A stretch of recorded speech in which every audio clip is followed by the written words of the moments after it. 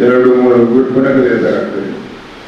ತಮ್ಮ ವಿಷಯದ ಬಗ್ಗೆ ಜ್ಞಾನ, ತಮ್ಮ ವಿದ್ಯಾರ್ಥಿಗಳ ಬಗ್ಗೆ ಪ್ರೀತಿ ಮತ್ತು ತಮ್ಮ ವೃತ್ತಿಯ ಬಗ್ಗೆ ಗೌರವ.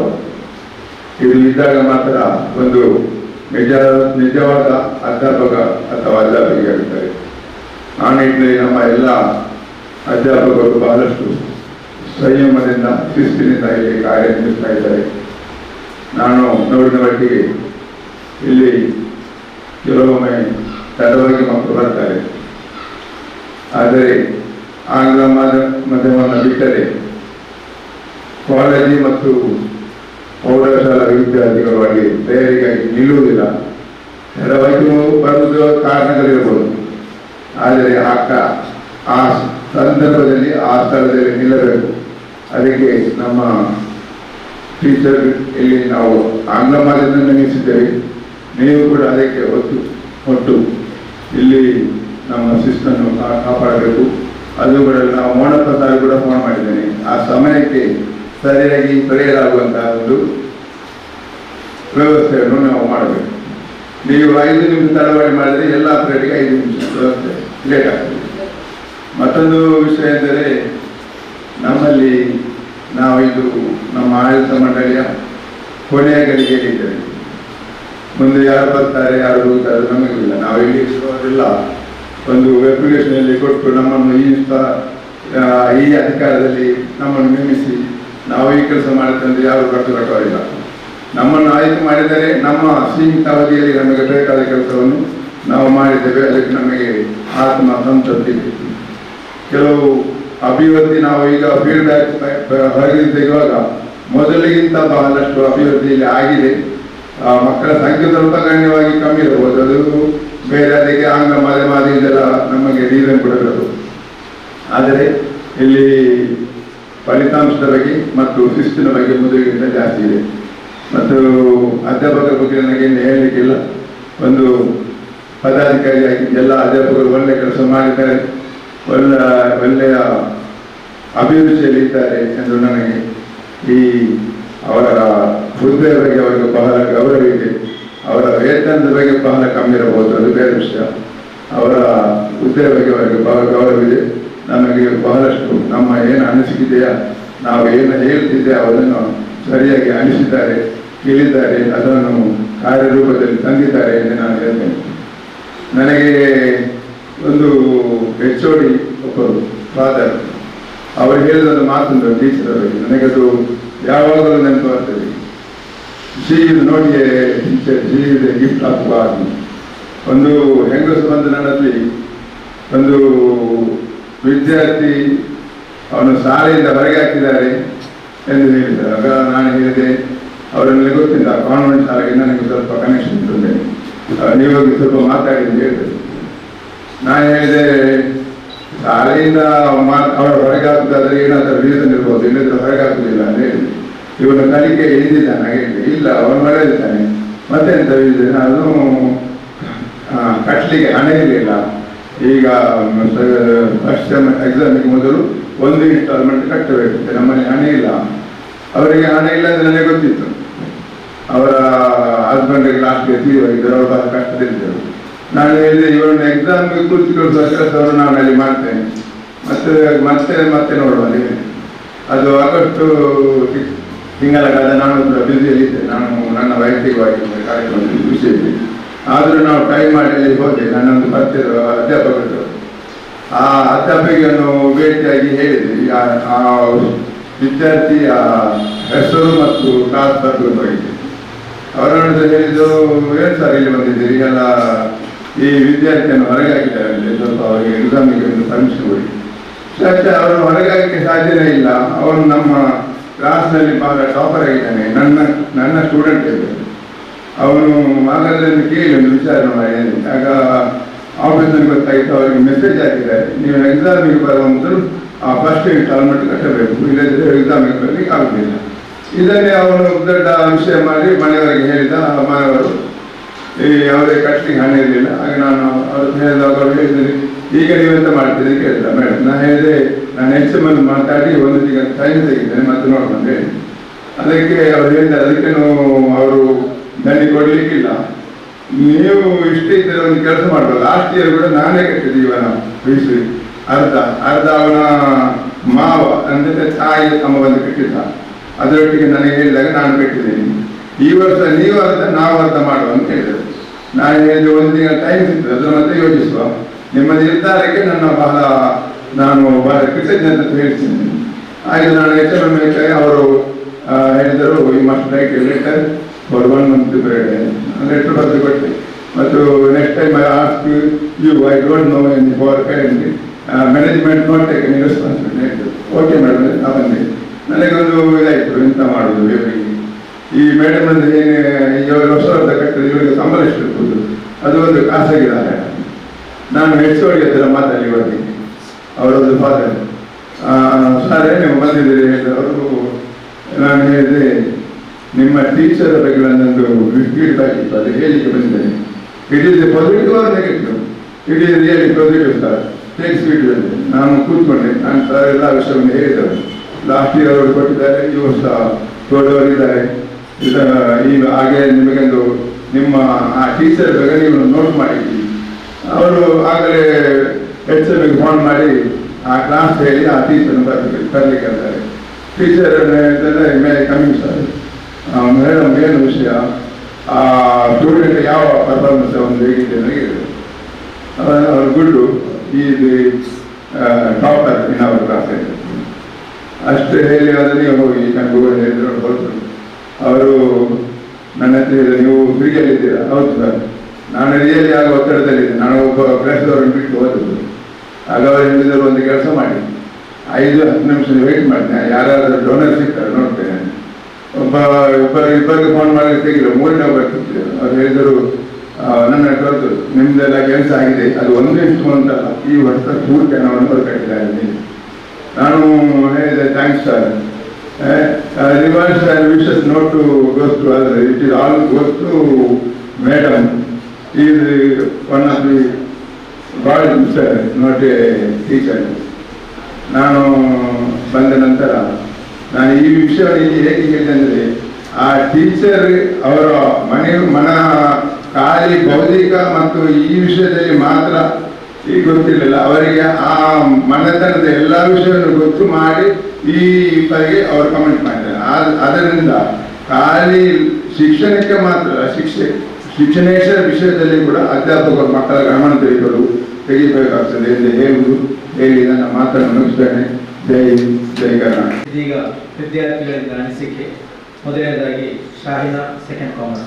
ಪ್ರತಿ ವರ್ಷ ಶಿಕ್ಷಕರ ದಿನವನ್ನು ಸೆಪ್ಟೆಂಬರ್ 5ರಂದು ಆಚರಿಸಲಾಗುತ್ತದೆ. ಕಾರಣ, ಭಾರತದ 2ನೇ ರಾಷ್ಟ್ರಪತಿ, ಪ್ರಖ್ಯಾತ ಫಿಲಾಸಫರ್ ಆದ ಡಾಕ್ಟರ್ ಸರ್ವೇಪಲ್ಲಿ ರಾಧಾಕೃಷ್ಣನ್ ಅವರ ಜನ್ಮದಿನವೂ ಆಗಿದೆ. ಇವರ ನೆನಪಿನ ಅಂಗವಾಗಿ ಶಿಕ್ಷಕರ ದಿನಾಚರಣೆಯನ್ನು ಆಚರಿಸಲಾಗುತ್ತದೆ. ಡಾಕ್ಟರ್ ಸರ್ವೇಪಲ್ಲಿ ರಾಧಾಕೃಷ್ಣನ್ ರವರು 1962ರಿಂದ 1967ರವರೆಗೆ ಭಾರತದ 2ನೇ ರಾಷ್ಟ್ರಪತಿಯಾಗಿ ಸೇವೆ ಸಲ್ಲಿಸಿದ್ದಾರೆ. ತಮ್ಮ ಜೀವನವನ್ನು ಶಿಕ್ಷಣದ ಕ್ಷೇತ್ರದ ಅಭಿವೃದ್ಧಿಗೆ ಮುಡಿಪಾಗಿಟ್ಟಿದ್ದಾರೆ. ವಿದ್ಯೆ ಬುದ್ಧಿ ಉತ್ತಮ ದಾರಿ ತೋರಿಸುವ ಶಿಕ್ಷಕರು ವಿದ್ಯಾರ್ಥಿಗಳಿಗೆ ಆಸ್ತಿ. ನಮಗೆ ಬೋಧನೆಗಳ ಮೂಲಕ, ನೈತಿಕ ಮೌಲ್ಯಗಳ ಮೂಲಕ, ಶಿಸ್ತಿನ ಮೂಲಕ ಜೀವನವನ್ನು ಕಲಿಸಿಕೊಡುತ್ತಾರೆ. ಇಂದಿನ ಮಕ್ಕಳೇ ಮುಂದಿನ ಜನಾಂಗ ಎಂದು ಹೇಳುತ್ತಾರೆ. ನಮ್ಮ ದೇಶದ ಭವಿಷ್ಯವು ಇಂದಿನ ಮಕ್ಕಳ ಕೈಯಲ್ಲಿದೆ. ವಿದ್ಯಾರ್ಥಿಗಳ ಭವಿಷ್ಯ ರೂಪಿಸುವಲ್ಲಿ ಶಿಕ್ಷಕರ ಪಾತ್ರ ಅಮೂಲ್ಯವಾದದ್ದು. ಅವರಿಗೆ ನನ್ನ ನಮನಗಳು. Morning everyone, respected teacher and my dear friends, we all have gathered here to celebrate the celebrations of Teachers' Day. First of all, I would like to thank my class teachers for giving me the opportunity to give a speech on the great occasions of Teachers' Day. Teachers really play an important role in the education and life of the students. Teachers usually become individually with proper vision, knowledge and experience. The teachers has many important role in the education of students, society and the country. The development and growth of people, society and country depend on the quality of education, which is given only by a good teach us diligently as a child. When we need inspirations and encouragement, which we differently get from our teachers, they teach us to get out of any bad situations in life through wisdom and patience. Dear teachers, we all will be truly grateful grateful to you always. Now I am going to conclude my speech. Thank you all for being here and making this program a success. ಇದೀಗ ಅತಿಥಿಗಳ ನೋಡಿ, ಇಂದಿನ ಈ ಕಾರ್ಯಕ್ರಮಕ್ಕೆ ಅತಿಥಿಗಳಾಗಿ ಆಗಮಿಸಿರುವಂತಹ Shri Kamalaksha sir ಹಾಗೂ ಜನಾಬ್ Ismail sir, ಬಹಳ ಹೆಮ್ಮೆ ಇದೆ ನಮಗೆ ಹೇಳಲಿಕ್ಕೆ. ಇದೇ ಸಂಸ್ಥೆಯಲ್ಲಿ ಹಲವಾರು ವರ್ಷಗಳ ಕಾಲ ಶಿಕ್ಷಕರಾಗಿ, ಉಪನ್ಯಾಸಕರಾಗಿ ದುಡಿದು ತಮ್ಮ ನಿವೃತ್ತಿಯ ನಂತರ ಕೂಡ ಈ ಸಂಸ್ಥೆಗೋಸ್ಕರ ಅವರು ಈ ಸಂಸ್ಥೆಗೆ ಬೇಕಾದಂತಹ ಎಲ್ಲ ಸಲಹೆ ಸೂಚನೆ ನೀಡಿ ಈ ಸಂಸ್ಥೆಯ ಅಭಿವೃದ್ಧಿಗೋಸ್ಕರ ಎಲ್ಲ ರೀತಿಯ ಕೆಲಸ ಮಾಡ್ತಾ ಇದ್ದಾರೆ.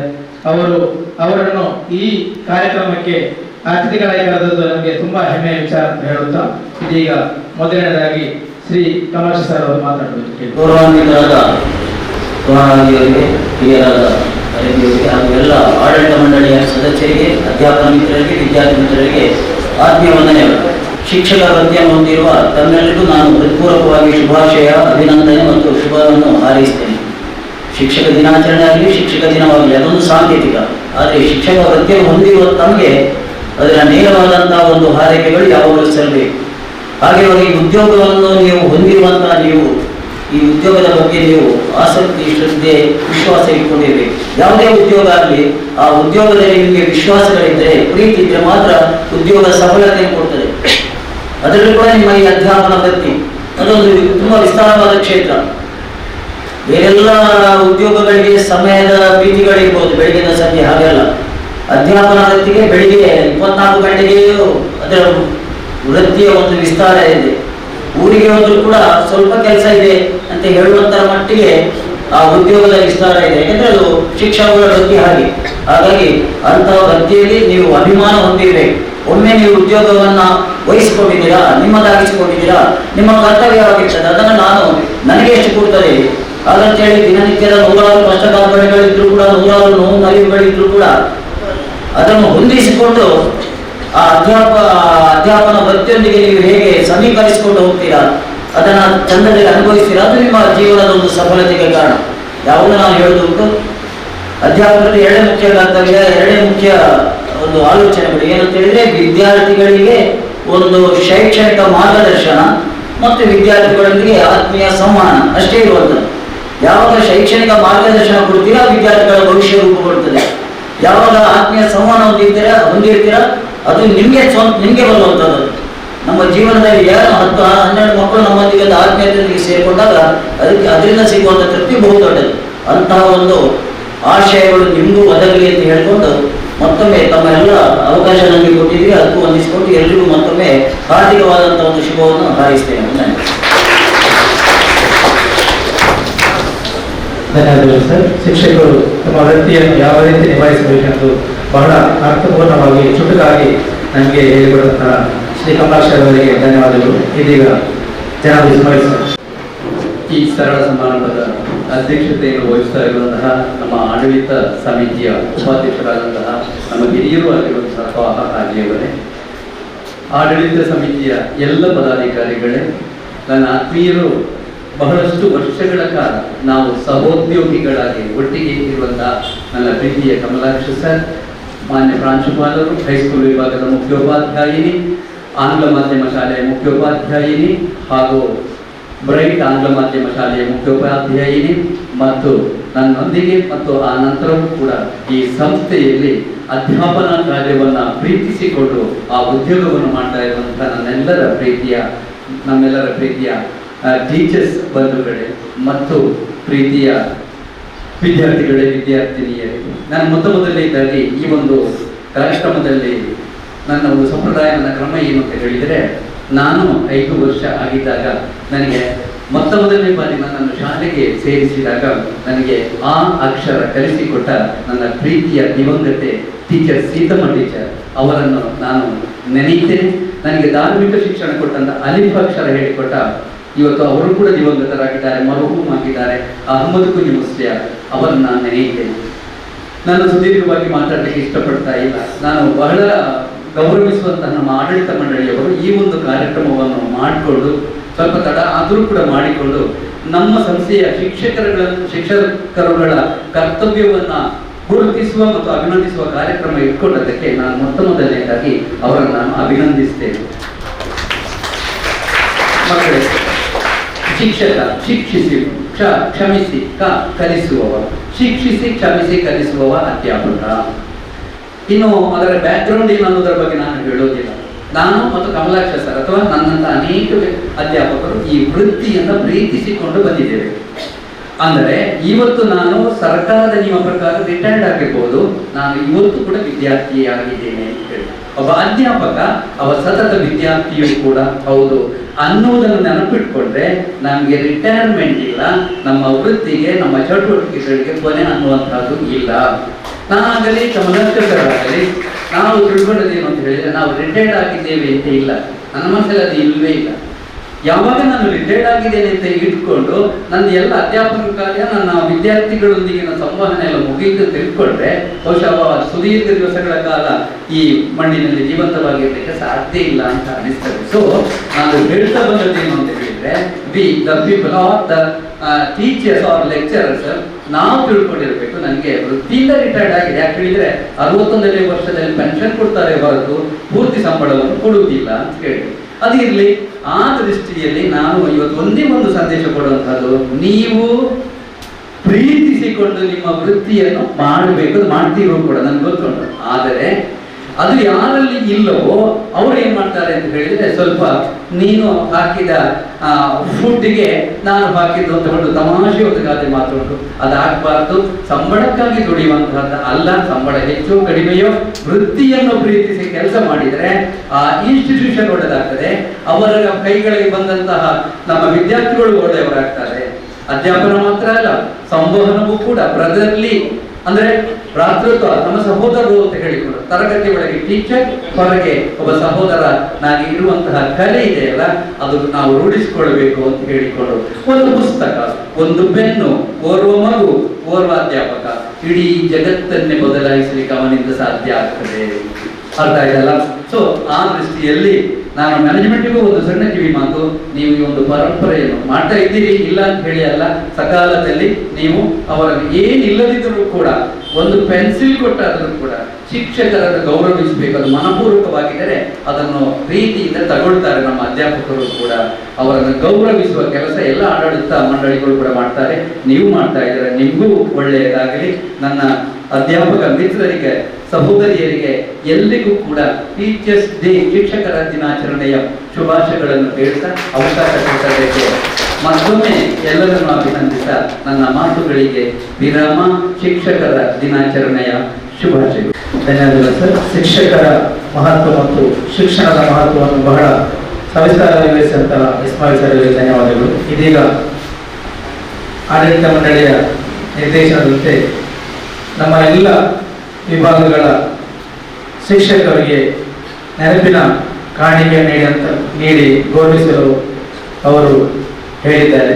ಅದಕ್ಕೋಸ್ಕರ ಮೊದಲನೇದಾಗಿ ಬ್ರೈಟ್ ಆಂಗ್ಲ ಮಾಧ್ಯಮ ಶಾಲೆಯ ಶಿಕ್ಷಕರು ಒಬ್ಬರಾಗಿ ಬರುವಂಥದ್ದು, ಇದನ್ನು ನೆರವೇರಿಸಿಕೊಡಬೇಕಾಗಿ ನಮ್ಮ ಇಂದಿನ ಮುಖ್ಯ ಅತಿಥಿಗಳಾದ ಶ್ರೀ ಕಮಲಾಕ್ಷ ಅವರನ್ನು ಕೇಳಿಕೊಳ್ತಾ ಇದ್ದೇನೆ.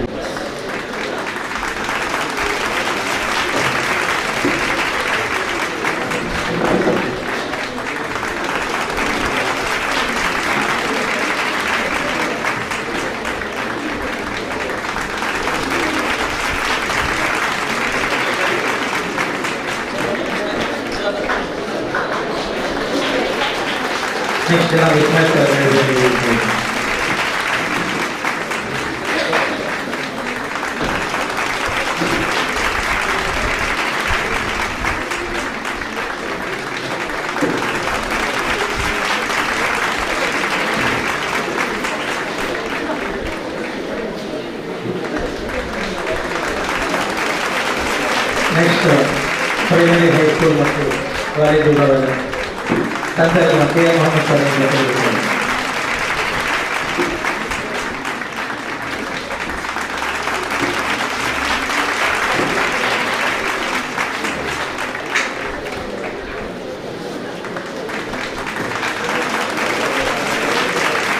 ನೆಕ್ಸ್ಟ್ ನಮ್ಮ ಸಂಸ್ಥೆಯ ಘೋಷಣೆ ಸಂಪಾದಕರಂತಹ ಜನ ಅರವಿಂದ ಸರ್ ಅವರು ಕೊಡುತ್ತಾರೆ.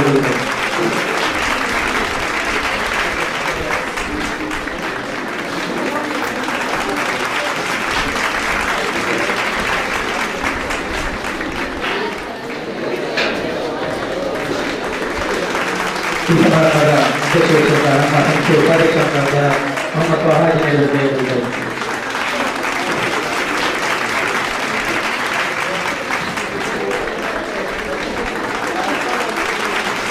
ಪ್ರಾಥಮಿಕ ಶಾಲೆಯ ಎಲ್ಲ ಶಿಕ್ಷಕರು ಬರುವಂತೆ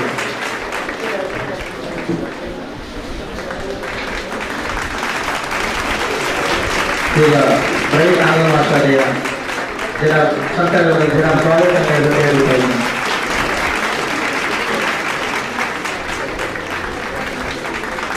ಪ್ರೌಢಶಾಲೆಯ ಶಿಕ್ಷಕರು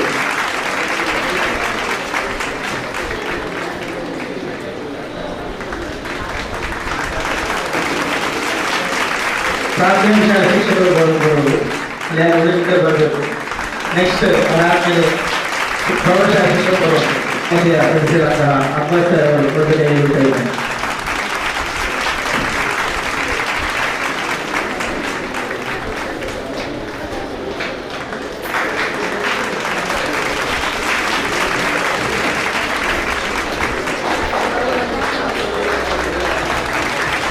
ನೆಕ್ಸ್ಟ್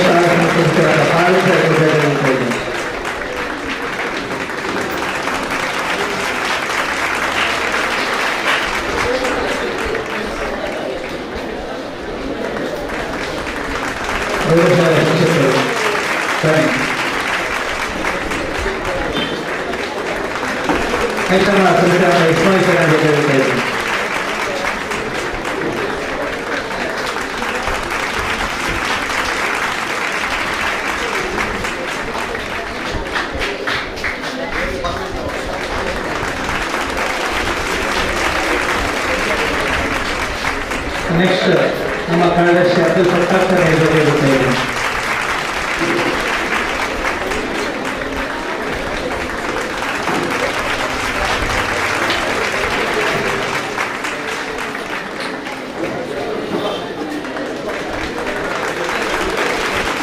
ನೆಕ್ಸ್ಟ್ ನಮ್ಮ ಇಬ್ರಾಹಿಂ ಸರ್ ಆಡಳಿತ ಸದಸ್ಯರು ಇರುತ್ತಾರೆ.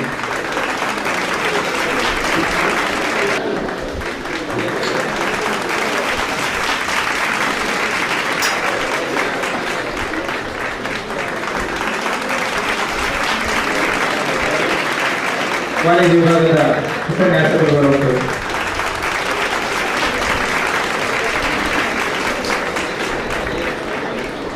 ಇದನ್ನು ಸಂಸ್ಥೆಯ ಜೊತೆಗಾಗಿರುವಂತಹ ಇಕ್ಬಾಲ್ ನೀಡುತ್ತಿದ್ದಾರೆ.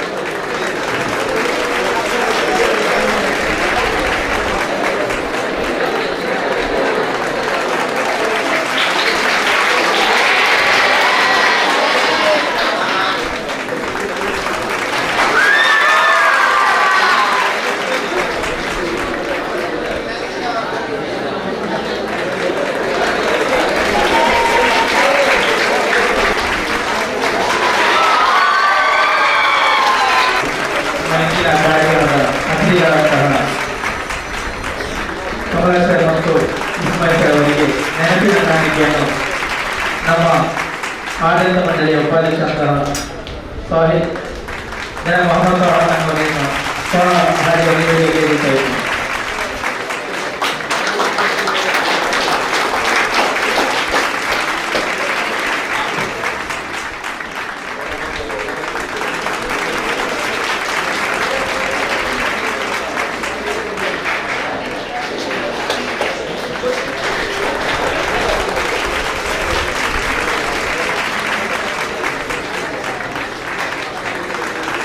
ಕೊನೆಯದಾಗಿ ಅಧ್ಯಕ್ಷೀಯ ಭಾಷಣ ಈ ಕಾರ್ಯಕ್ರಮದ ಅಧ್ಯಕ್ಷರ ವಹಿಸಿರುವಂತಹ ನಮ್ಮ ಸಂಸ್ಥೆಯ ಉಪಾಧ್ಯಕ್ಷರು ಜನ ಮೊಹಮ್ಮದ್ ವಹಾಜಿ ಅವರು ಮಾಡಿದ್ದಾರೆ.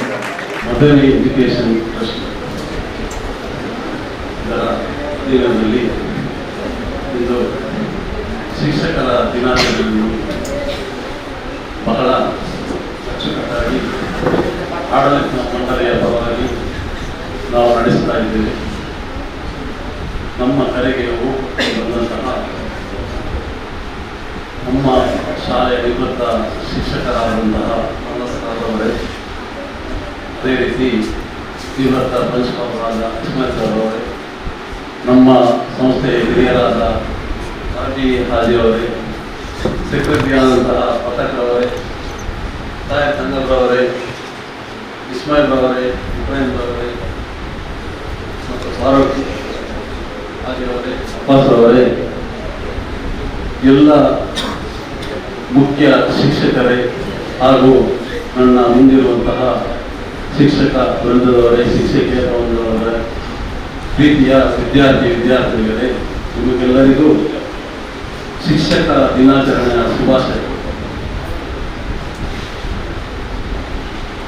ಶಿಕ್ಷಕ ದಿನಾಚರಣೆಯು ಡಾಕ್ಟರ್ ಸರ್ವಪಲ್ಲಿ ರಾಧಾಕೃಷ್ಣ ಅವರ ಜನ್ಮದಿನ ಅಂಗವಾಗಿ ಅವರ ಆದೇಶದ ಮೇರೆಗೆ, ಅಂದರೆ ಸತತ 40 ವರ್ಷಗಳ ಕಾಲ ಅವರು ಶಿಕ್ಷಕರಾಗಿದ್ದರು. ಅನಂತರ ಅವರು 2ನೇ ರಾಷ್ಟ್ರಪತಿಯಾಗಿ ಆಯ್ಕೆಯಾಗಿದ್ದರು.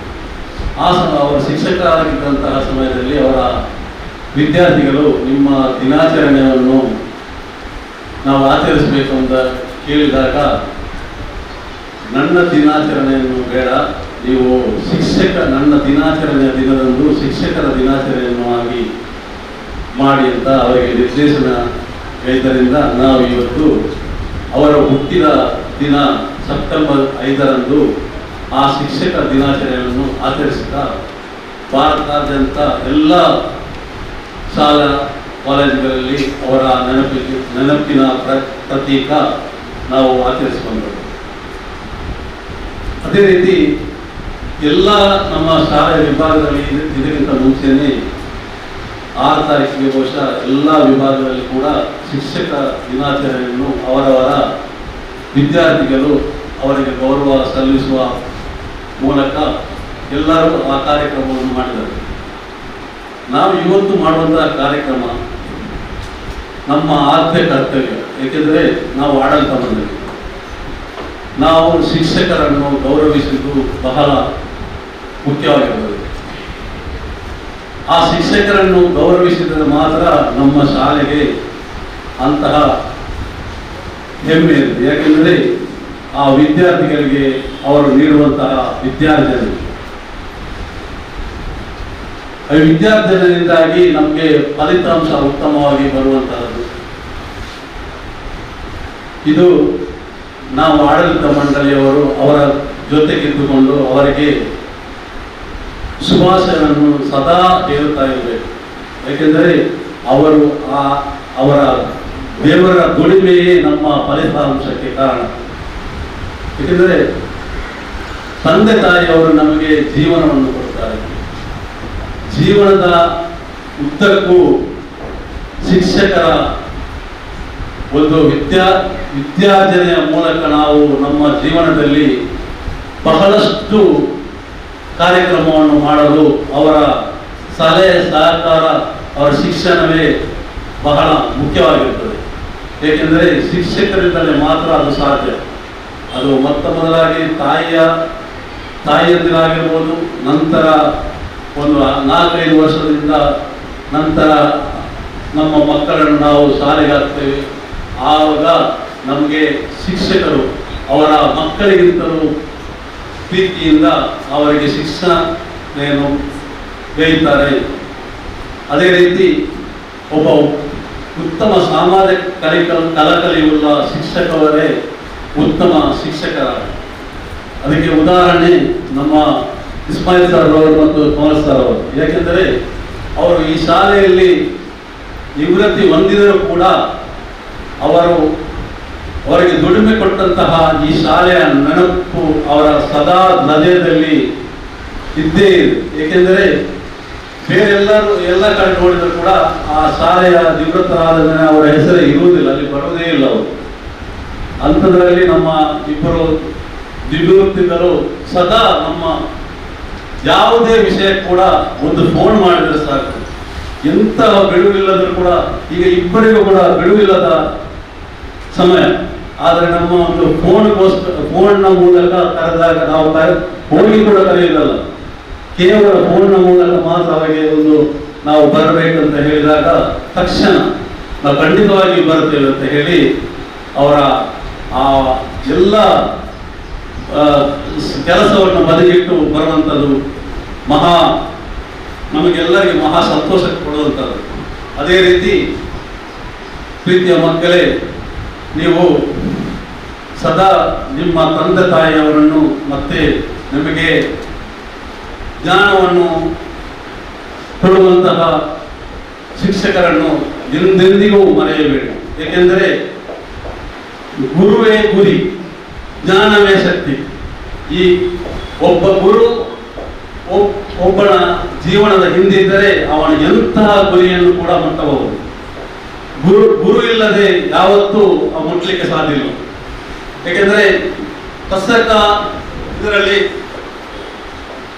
ಪ್ರಸಂಗ ಸಮಯದಲ್ಲಿ ತಂದೆ ತಾಯಿಗೆ ಕೂಡ ಒಂದು ಗೌರವಿಸುವಂತಹ ಒಂದು ಮಕ್ಕಳು ಗುರುವಿಗೆ ಹೇಗೆ ಗೌರವಿಸ್ತಾರೆ. ತಂದೆ ತಾಯಿ ತಮ್ಮ ಮಕ್ಕಳನ್ನು ಹೆತ್ತು ಬಹಳಷ್ಟು ಕಷ್ಟಪಡ್ತಾರೆ ಆ ಮಕ್ಕಳನ್ನು ಸಾಕಲಿಕ್ಕೆ. ಅವಳ ಆ ಒಂದು ಎಂದೆಂದಿಗೂ ಮರೆಯದಂತಹ ಒಂದು ವಿಷಯ, ಅವರ ಆ ತ್ಯಾಗ. ಅದಕ್ಕಾಗಿ ನನ್ನ ಪ್ರೀತಿಯ ಮಕ್ಕಳ ಹತ್ರ ನಾನು ಇಷ್ಟೇ ಹೇಳುವುದು, ನಿಮ್ಮ ತಂದೆ ತಾಯಿ ಅವರು ನಿಮಗೆ ವಿದ್ಯೆ ಕಲಿಸಿದಂತಹ ಗುರುವನ್ನು ನೀವು ಯಾವತ್ತೂ ಮರೆಯಬೇಡಿ. ನಿಮ್ಮ ಜೀವನದ್ದಕ್ಕೂ ಅವರ ಆಶೀರ್ವಾದ ಸದಾ ಇರಲಿ ಅಂತ ಹೇಳುತ್ತಾ ನನ್ನ ಈ ಮಾತನ್ನು ಮುಕ್ತಾಯಗೊಳಿಸಿ ಜೈ ಹಿಂದ್. ಯಾವುದೇ ವೃತ್ತಿ ಇರಲಿ, ಅದು ವೈದ್ಯರಾಗಿರ್ಬೋದು, ವಕೀಲರಾಗಿರ್ಬೋದು, CA ಆಗಿರ್ಬೋದು, ವಿಜ್ಞಾನಿ ಆಗಿರ್ಬೋದು, ಅವರಿಗೆ ಕಲಿಸಲಿಕ್ಕೆ ಒಬ್ಬ ಶಿಕ್ಷಕರು ಬೇಕೇ ಬೇಕು. ಅಕ್ಷರದ ಜ್ಞಾನವನ್ನು ಕಲಿಸಲಿಕ್ಕೆ ಗುರುಗಳು ಇಲ್ಲದಿದ್ದರೆ ಅವರಿಗೆ ಆ ಉನ್ನತ ಹುದ್ದೆಯನ್ನು ಅಲಂಕರಿಸಲು ಸಾಧ್ಯವೇ ಇಲ್ಲ. ಅಂತಹ ಶಿಕ್ಷಕರನ್ನು ನಮ್ಮ ಆಡಳಿತ ಮಂಡಳಿಯು ಎಂದು ಗೌರವಿಸಿದೆ. ಮಗದೊಮ್ಮೆ ನಮ್ಮ ಎಲ್ಲ ಶಿಕ್ಷಕರ ಪರವಾಗಿ ಅವರಿಗೆ ನಾನು ಧನ್ಯವಾದವನ್ನು ಸಲ್ಲಿಸ್ತಾ ಇದ್ದೇನೆ. ಕೊನೆಯದಾಗಿ ಇಂದು ಈ ಕಾರ್ಯಕ್ರಮದ ಅಧ್ಯಕ್ಷತೆ ವಹಿಸಿದಂತಹ ನಮ್ಮ ಸಂಸ್ಥೆಯ ಉಪಾಧ್ಯಕ್ಷರು ಜನಾಬ್ ಮೊಹಮ್ಮದ್ ಪ್ರಹಾಜ್ ಅವರಿಗೆ ನಮ್ಮೆಲ್ಲರ ಪರವಾಗಿ ಹಾರ್ದಿಕ ಕೃತಜ್ಞತೆ ಸಲ್ಲಿಸ್ತಾ ಇದ್ದೇನೆ. ಅದೇ ರೀತಿ ಮುಖ್ಯ ಅತಿಥಿಗಳಾಗಿ ಆಗಮಿಸಿದಂತಹ ಜನಾಬ್ ಇಸ್ಮಾಯಿಲ್ ಸರ್ ಅವರಿಗೂ ನಿಮ್ಮೆಲ್ಲರ ಪರವಾಗಿ ಹಾರ್ದಿಕ ಅಭಿನಂದನೆ ಸಲ್ಲಿಸ್ತಾ ಇದ್ದೇನೆ. ಅದೇ ರೀತಿ ಮತ್ತೊಬ್ಬ ಅತಿಥಿ ಶ್ರೀ ಕಮಲಾಕ್ಷರ್ ಅವರನ್ನು ಕೂಡ ನಮ್ಮೆಲ್ಲರ ಪರವಾಗಿ ಹೃದಯ ತುಂಬಿ ಕೃತಜ್ಞತೆ ಸಲ್ಲಿಸ್ತಾ ಇದ್ದೇನೆ. ಇಲ್ಲಿ ಸೇರಿರುವಂತಹ ಎಲ್ಲ ಆಡಳಿತ ಮಂಡಳಿಯ ಪದಾಧಿಕಾರಿಗಳು, ಎಲ್ಲ ವಿಭಾಗದ ಶಿಕ್ಷಕರು, ಪ್ರೀತಿಯ ವಿದ್ಯಾರ್ಥಿಗಳಿಗೆ ಒಂದೇ ಮಾತಲ್ಲಿ ಧನ್ಯವಾದ ಸಲ್ಲಿಸುತ್ತಾ ಈ ಕಾರ್ಯಕ್ರಮ ನಾವಿಲ್ಲಿ ಮುಕ್ತಾಯಗೊಳಿಸ್ತಾ ಇದ್ದೇವೆ. ಜೈ ಹಿಂದ್, ಜೈ